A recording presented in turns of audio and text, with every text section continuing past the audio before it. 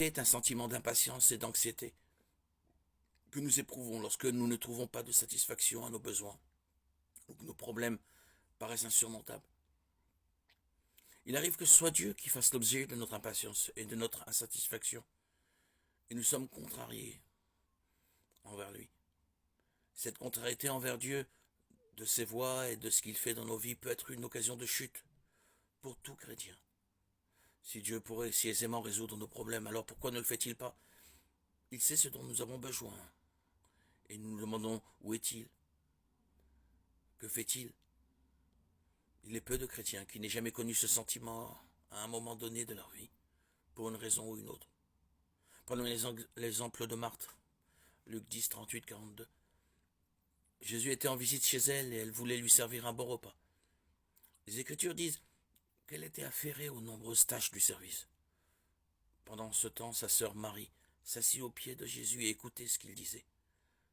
Marthe, qui était occupée, avait besoin d'aide à la cuisine, a laissé sa contrariété prendre le dessus. Elle survint et dit, « Seigneur, cela ne te fait-il rien que ma sœur ne me laisse seule pour servir? Dites-lui donc de venir m'aider. » Elle était contrariée, non seulement envers Marie, qui ne l'aidait pas, et envers le Seigneur, qui la laissait faire. Jésus l'a calmée par ses paroles. « Marthe, Marthe, tu t'inquiètes et tu t'agites pour beaucoup de choses. » Il a saisi l'occasion pour lui apprendre à s'arrêter pour connaître Dieu. Psaume 46, 10. C'est bien cela que nous oublions facilement quand nous sommes frustrés.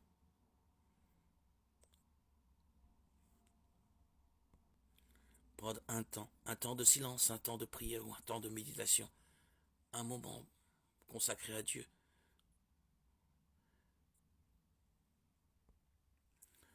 Lui laisser de la place.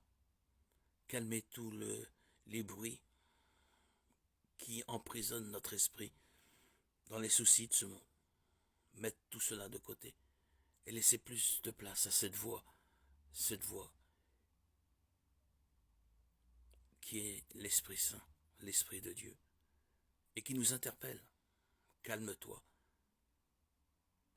calme-toi. Arrêtons-nous un moment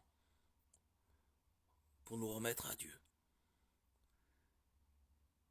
La lumière jaillira alors. Nos doutes, nos contrariétés disparaîtront.